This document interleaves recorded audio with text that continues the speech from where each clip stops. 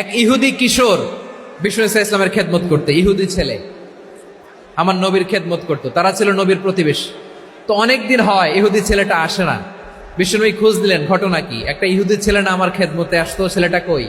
খোঁজ নিয়ে জানলেন ছেলেটা অসুস্থ। বিষ্ণু ইসলাম ওই ইহুদির বাড়িতে চলে গেলেন ওই ছেলেটাকে দেখা করার জন্য, ভিজিট করার জন্য। সুবহানাল্লাহ পড়বেন না? গেলেন, যে দেখে ইহুদি ছেলেটা মুমূর্ষ, যান যায় যায় ভাব, বিছানায় পড়ে আছে, তার বাবা দাঁড়ানো। বিশ্বনবী তার মাথার পাশে বসলেন, মাথায় হাত বুলিয়ে দিলেন, আর ছেলেটাকে বললেন, আসলিম, হে ইহুদি ছেলে, আসলিম, ইসলাম ধর্ম গ্রহণ করো। তো ছোট্ট ছেলে ভাবে আমরা ইহুদি, এখন ইসলাম ধর্ম গ্রহণ করলে আব্বা যদি বকা দেয়। ফানাযারা ইলা ওয়াজহি আবি, ছেলেটা তার বাবার চেহারার দিকে তাকালো, দেখে আব্বা কি কয়। আব্বা যদি বলে তাইলে ইসলাম ধর্ম গ্রহণ করবে। ইহুদি ছেলেটা তার বাবার দিকে যখন তাকালো, ওর বাবা বলে, আতি আবুল কাসিম, আবুল কাসিম যা বলে তাই করো। আবুল কাসিম হচ্ছে বিষ্ণু ইসলামের একটা কুনিয়াত, উপনাম। আমার রাসূলের বড় ছেলের নাম ছিল কাসেম। যেমন দেখবেন আমাদের এলাকায় কারো বড় ছেলের নাম যদি হয় আব্দুল্লাহ, এরা আব্দুল্লাহর বাপ বলে ডাকে। কারো বড় মেয়ের নাম যদি হয় ফাতেমা, এরা কি ডাকে? ফাতেমার বাপ বলে না? তো বিষ্ণু ইসলামের বড় ছেলের নাম ছিল কাসেম। ইহুদি বাবা বলল, আতি আবুল কাসেম, আবুল কাসেম যা বলে তাই শোনো, মানে মোহাম্মদ যা বলে তাই শোনো।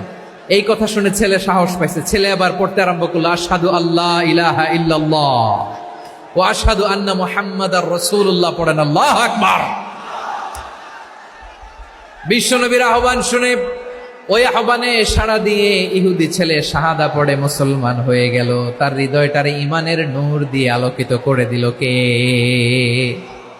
প্রিয় ভাইরা, এবার রাসূল সাল্লাল্লাহু আলাইহি ওয়াসাল্লাম বের হয়ে আসলেন ঘর থেকে, আর বললেন, আলহামদুলিল্লাহিল্লাযী আনকাযাহু মিনান নার, প্রশংসা সে আল্লাহর, যে আল্লাহ জাহান্নামে চলে যাচ্ছিল প্রায় এমন একটা লোককে মুহূর্তের মধ্যে কালেমায়ে শাহাদাতের বদৌলতে জান্নাতি বানায় দিলেন। আওয়াজ করে পড়েন সুবহানাল্লাহ। এই হাদিস থেকে আমরা কি শিখলাম? What is the moral of the story? এক নম্বর স্টোরি হলো, প্রতিবেশী ইহুদি হোক হিন্দু হোক, যাবেন, সুসম্পর্ক রাখবেন, উপহার দিবেন, বিপদে পাশে দাঁড়াবেন, তাইলেই তো আপনাদের প্রতি, মুসলমানদের প্রতি তারা আকৃষ্ট হবে, ঠিক কিনা বলেন? আপনি যদি হিন্দুদের সাথে বৌদ্ধদের সাথে নাই মিশেন, নাস্তিকের কাছে নাই যান, তো ইসলামের সৌন্দর্যটা ওরা বুঝবে কেমনে? আমার অনেক হিন্দু পরিচিত ভাই আছে, ওরা আমাদের ইফতারির প্রোগ্রামে এসে একসাথে ইফতারি করে। অনেক মদখোর আমার সাথে বসে একসাথে ডিনার করে, হাফ প্যান্ট পরা, গলায় স্বর্ণের চেইন, হাতে স্বর্ণের ব্রেসলেট, আইসা আমার সাথে ডিনার করছে, আছে এরকম।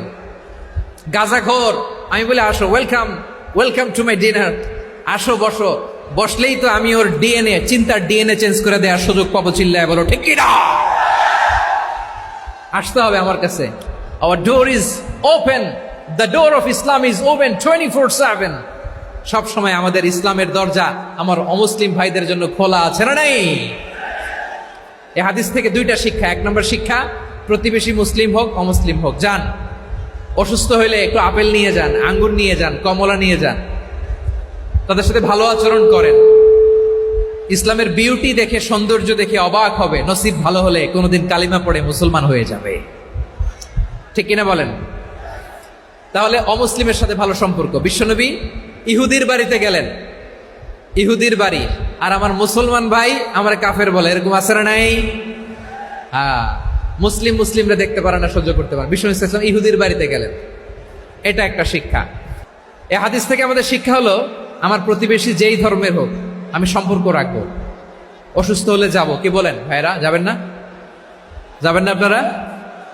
আচ্ছা, দুই নম্বর শিক্ষা হলো, বিষ্ণু ইসলামের খাদেম ছিল ইহুদি, এতদিন খেদমত করলো, একদিনও বিশ্বনবী ওরা কালিমার দাওয়াত দেয় নাই। কারণ কি? বিশ্বনবী একটা ভালো সময়ের অপেক্ষা করতেছিলেন, প্রপার টাইমিং। দাঈর কাজ হচ্ছে দাঈ ইলাল্লাহ, সে হচ্ছে সুযোগ সন্ধানী। দাঈ সুযোগ খোঁজে, কখন দাওয়া দিলে ব্যাটে বলে হবে, ঝোপ বুঝে কোপ মারে, ঠিক কিনা বলেন? বিষ্ণু ইসলাম ভালো সময়ের অপেক্ষা করতেছিলেন, দেখি ভালো সময় আসুক আসুক আসুক আসুক। আস্তে আস্তে এমন সময় আসছে, ছেলে এবার মুমূর্ষ। অসুস্থ ব্যক্তির হৃদয় অত্যন্ত নরম থাকে। হসপিটালে যখন কেউ যায় তার হৃদয়টা বড্ড নরম থাকে, মৃত্যুর ভয়ে তার অন্তরটা নরম থাকে, ঠিক কিনা বলেন? এই প্রপার টাইমিং এর অপেক্ষা করতেছিলেন। যখনই টাইমিং পেয়েছেন দাওয়াত দিলেন, পড়ো লা ইলাহা ইল্লাল্লাহ, সুবহানাল্লাহ পড়েন সবাই। তাহলে ইসলাম অমুসলিম প্রতিবেশীর সাথে ভালো আচরণ করতে বলে। ইসলাম অমুসলিম মাতা পিতার সাথেও ভালো আচরণ করতে বলে। মাতা পিতা যদি অমুসলিম হয় তাহলে ফেলে দিতে পারবেন? পারবেন? অনেক হিন্দু ছেলে আমাদের হাতে শাহাদা পড়ে মুসলিম হয়, কিন্তু ওর মা মুসলমান হয় নাই, বাবাও হয় নাই, এরকম আছে না নাই? তো ও হয়েছে মুসলিম, মা বাপ হিন্দু, এখন মা বাপ কি বাদ? হ্যাঁ, মা বাপ বাদ দেয়া যাবে? যেই মা আপনার 9 মাস 8 মাস পেটে ধারণ করলো, আপনার মায়ের নার ছেঁড়া ধন, আপনি ওই মারে বাদ দিতে পারবেন? যে মায়ের বুকের তাজা দুধ খেয়ে আপনি আজকে বাড়ন্ত তাজা তরতাজা, ওই মারে বাদ দেয়া যাবে? মাকে তো বাদ দেয়া যায় না। وَقَضَى رَبُّكَ أَلَّا تَعْبُدُوا إِلَّا إِيَّاهُ وَبِالْوَالِدَيْنِ إِحْسَانًا।